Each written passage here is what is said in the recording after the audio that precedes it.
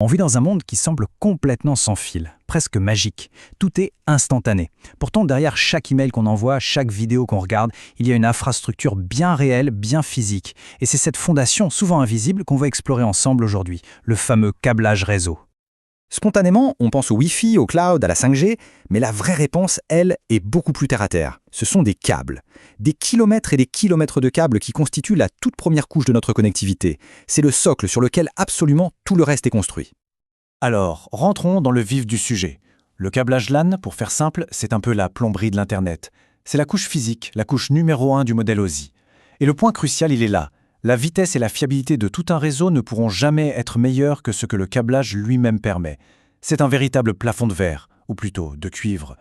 Bon, pour y voir plus clair, voilà le plan de match. On va commencer par les fondations, les bases. Ensuite, on mettra sur le ring les deux grands champions du moment, le cuivre et la fibre. Après ça, on verra comment on met de l'ordre dans tout ce dédale de fils.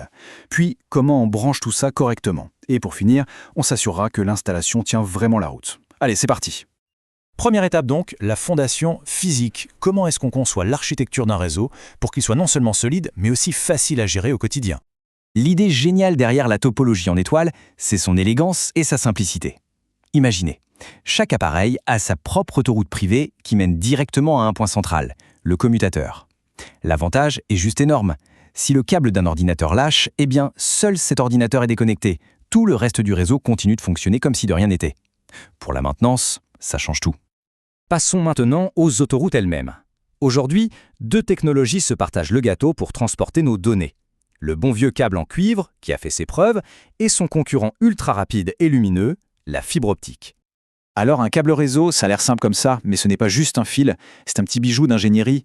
Dedans, on a 8 fils de cuivre regroupés en 4 paires. Et le détail qui change absolument tout, c'est qu'elles sont torsadées les unes sur les autres. C'est une astuce physique géniale qui annule une grande partie des parasites que les fils créent entre eux. Et pour se protéger des parasites qui viennent de l'extérieur, il y a le blindage, qui va du simple UTP au quasi-bunker qu'est le STP. Bien sûr, cette technologie a énormément évolué. Chaque nouvelle catégorie, c'est un bond en avant. Si la catégorie 5 et la 6 ont fait le job pendant longtemps, aujourd'hui, soyons clairs, pour toute nouvelle installation sérieuse, la référence absolue, c'est la catégorie 6A. Elle garantit le passage du 10 gigabits par seconde, ce qui est devenu indispensable pour le Wi-Fi moderne ou les transferts de fichiers un peu lourds. La Cat 8, elle, c'est encore une autre dimension, plutôt réservée aux data centers. Ok, on quitte le cuivre et on passe à la fibre. Là, on change complètement de monde. Fini les électrons, bonjour les photons. Le signal, c'est de la lumière. Il y a la fibre multimode, avec un cœur un peu plus large, parfaite pour relier des serveurs dans un même bâtiment par exemple. Et il y a la monomode, avec un cœur fin comme un cheveu, capable d'envoyer la lumière sur des dizaines, voire des centaines de kilomètres. Leur point commun, et c'est un atout majeur, elles sont totalement immunisées aux parasites électriques. Bon, avoir les bons câbles, c'est un bon début. Mais les organiser intelligemment, c'est une autre paire de manches. On ne se contente pas de tirer des fils d'un point A à un point B. Non, on construit un système structuré, pensé pour durer et pour évoluer. En fait, tout ça est organisé de manière très logique en 3 niveaux.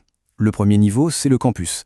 Il relie les bâtiments entre eux, le plus souvent avec de la fibre optique pour les longues distances.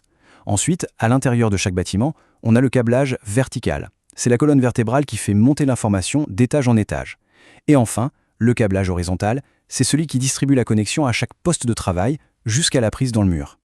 Et tous ces câbles, d'où qu'ils viennent, convergent vers un seul endroit, un lieu super stratégique, le local technique. C'est le centre névralgique du réseau. Les longs câbles qui viennent des bureaux arrivent sur des panneaux de brassage qui sont des points fixes. De là, des câbles plus courts, les cordons, font le lien vers les commutateurs, le cerveau qui aiguille toutes les données.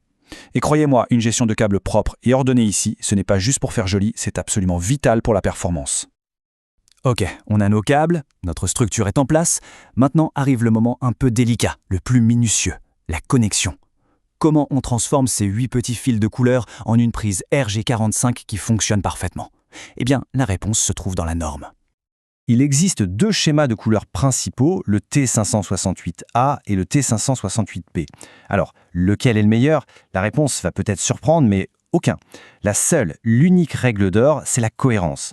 On choisit une norme, en général la B est la plus répandue, et on s'y tient sur toute l'installation des deux côtés de chaque câble. Si on mélange les deux, ça ne marche pas. C'est aussi simple que ça. Et forcément, cette histoire de normes A et B, ça a donné naissance à deux types de câbles. Le câble droit, c'est celui qui a la même norme à chaque bout, B et B par exemple. C'est celui qu'on utilise dans 99% des cas pour connecter un ordinateur à un commutateur. Et puis il y avait le câble croisé, avec du A d'un côté et du B de l'autre. Il servait à brancher deux PC directement entre eux. Aujourd'hui, c'est devenu une sorte de dinosaure du réseau, parce que les équipements modernes sont assez intelligents pour s'adapter tout seuls. Alors voilà, l'installation est terminée. On pourrait croire que le boulot est fini, mais pas tout à fait. Il faut maintenant prouver que le câblage tient bien toutes ses promesses. Et au passage, on va découvrir une capacité cachée assez spectaculaire. Un vrai professionnel, il ne se contente pas de brancher le câble et de dire « c'est bon, ça marche ». Non, il le certifie avec un testeur. C'est un appareil qui va mesurer des dizaines de paramètres, comme la perte de signal, mais surtout la diaphonie. Est-ce que les paires de fils bavent les unes sur les autres ? Le résultat final de tout ça, c'est l'ACR, le rapport entre le signal utile et le bruit. C'est un peu la note finale qui valide ou non la qualité de la liaison. Et voici ce fameux super pouvoir, le Power over Ethernet, ou PoE. L'idée est d'une simplicité géniale. On utilise les fils de cuivre du câble réseau, non seulement pour les données, mais aussi pour faire passer du courant électrique. Le résultat ? On peut alimenter directement une borne Wi-Fi, une caméra de surveillance ou un téléphone, juste en le branchant au réseau. Fini le besoin d'une prise de courant à côté. Et bien sûr, cette technologie est devenue de plus en plus puissante avec le temps.